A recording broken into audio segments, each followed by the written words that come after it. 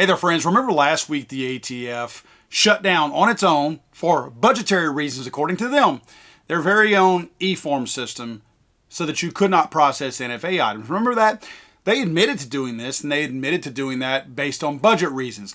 It looks like now this was very similar to the child taking his ball and going home because he wasn't picked first to play kickball. First, guys, go check out my friends over at CMMG, cmmg.com. These guys walk the walk. They don't just talk the talk whenever it comes to any kind of Second Amendment support. These guys are very active in the community as far as putting their money where their mouth is. Not only that, they make great firearms too. You can get your selection of calibers, Cerakote finishes, different types of action. One of the cool things about it is you also have a feature where you don't have to pay full price now. You can pay in payment plans. This is a pretty cool feature. Allows you to save a little bit of money now, keep some money in your pocket, and pay over the course of time. I recommend taking a look at this if it's something that fits your needs. Go to cmmg.com, use my discount code FTATF. Again, my discount code is FTATF. Receive 10% off your purchase at cmmg.com. So the ATF didn't have to take the system down last week. In fact, they should not, because they were not supposed to take the system down. This was simply a shot across the bow that they sent to go, see, this is what it would look like if you guys take funding from us. Because guess what just happened? The spending bill that just got passed, where they kicked the can down the road, costing Americans more and more money, actually took money from the ATF. So the ATF, clearly something leaked to them that there was talk about removing additional funding or some funding from the ATF. Republicans highlighted cuts in the Commerce Justice Bill to the FBI, ATF, and the EPA, and they called it big wins on their own legislation along with gun-related policy writers. GOP negotiators said the package would reflect the first overall cut to non-defense, non-VA spending in almost a decade. For example, the Commerce Justice Science Bill has an almost $2.5 billion or 3% cut to it. So clearly this was all planned by the ATF to try to send a message that, hey man, we can actually disrupt stuff if you guys defund us. And here's a taste.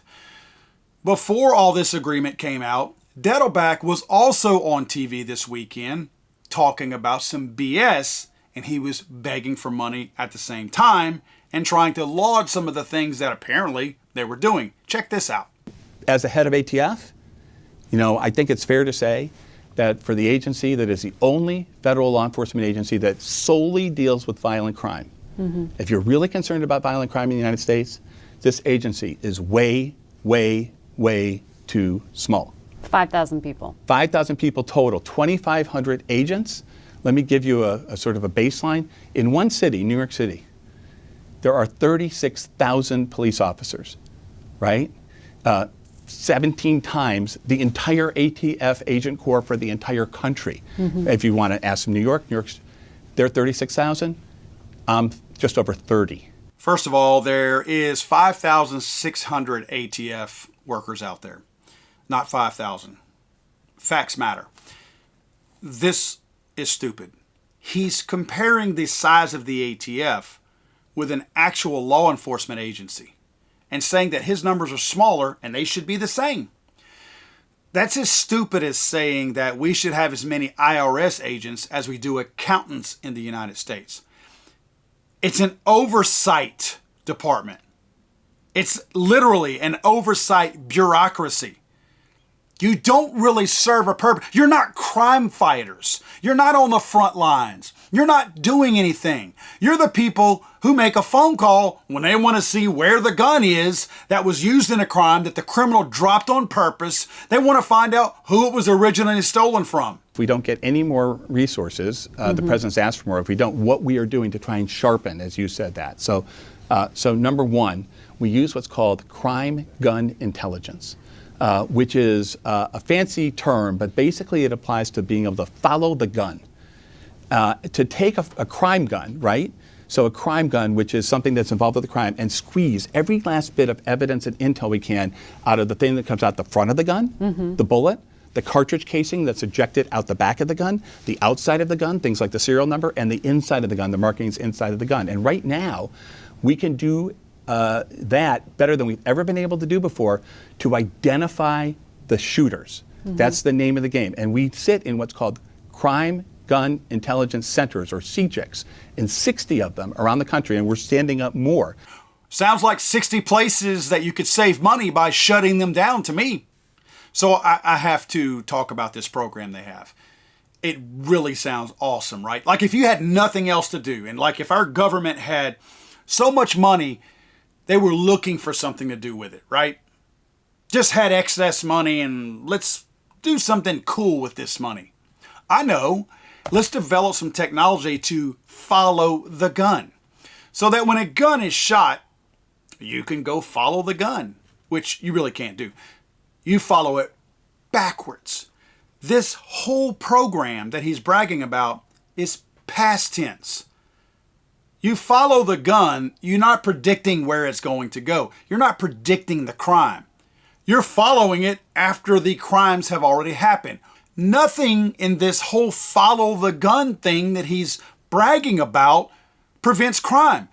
Literally, his little program that he goes on and on and on about has prevented zero crimes. Not one, not even half a crime. It's not deterred crimes.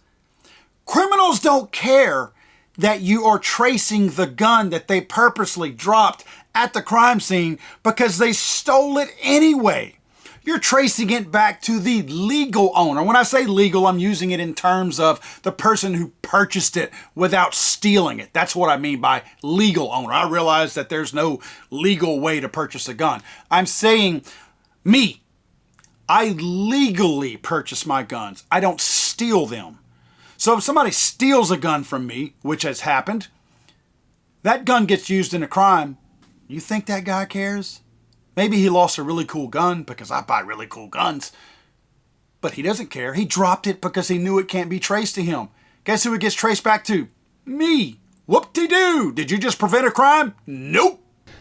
We're forming a new emerging threats unit here at ATF. Did you pick up on that? Did you guys know we have a new emerging threats unit? Here it is one more time.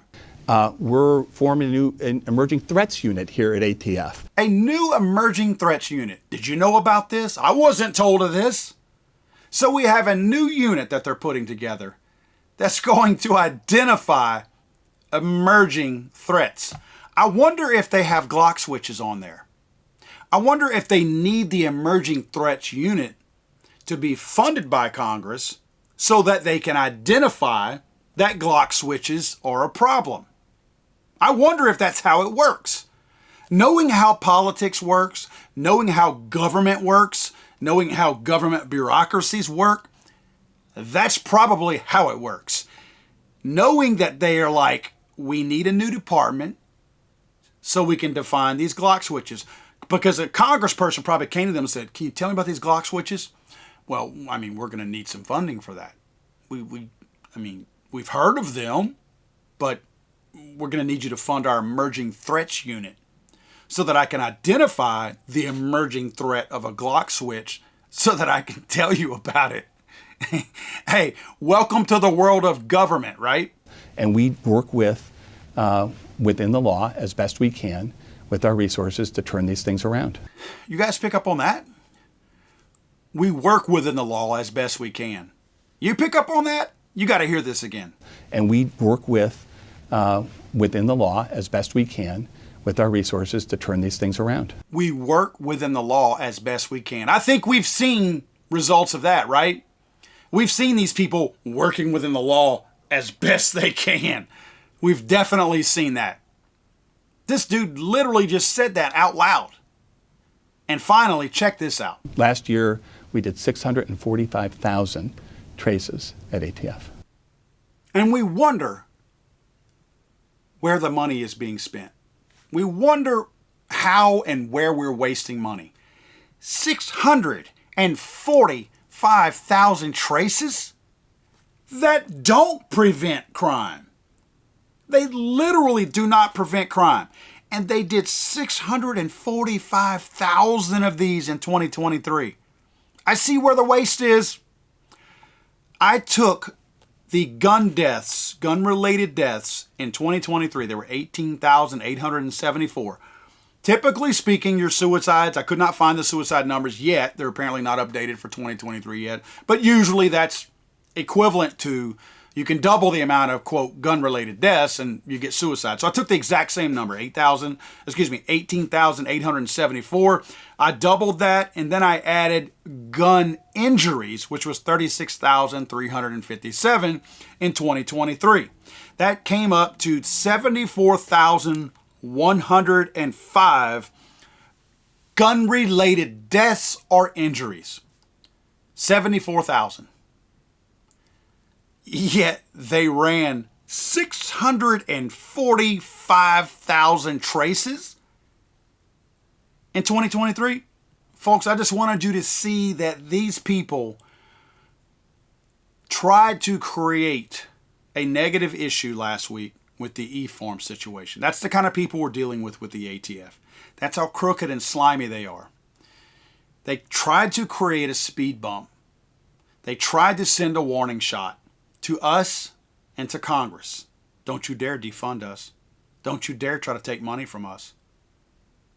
This is what could happen. And then some of that money got taken away from them. And this guy went on before that money was confirmed to be taken away from them and put out these numbers out there, knowing that a large portion of the American public is just stupid. And they're going to look at 645,000 gun traces and go, we need that. That's pretty effective. I guarantee you, if you were to engage a person who's anti-gun, anti-Second Amendment, and talk to them and ask them if they see any value in 645,000 gun traces by the federal government a year, which is by far way more than any, quote, gun crime being initiated in this country, they're going to tell you that they see value in it. But they won't be able to explain why they see value, but they will tell you they see value in this. I gotta say, looking at this guy when he talks, look, guys, the first thing, I work for a living. The first thing I think of when I see this little pudgy guy is how soft his hands must be. I would hate to frickin' shake old Mr. Deadfish hands here. Hate to shake his hand because you know how soft and mushy and probably the lotion it's got. Oh, can you imagine that? Again, I wanted to leave you guys with that in your mind. Those of you that work for a living, an actual living, and you have calluses on your hands, think about shaking this boy's hand right here. God save the Queen, man. I'm sorry, I thought this was America.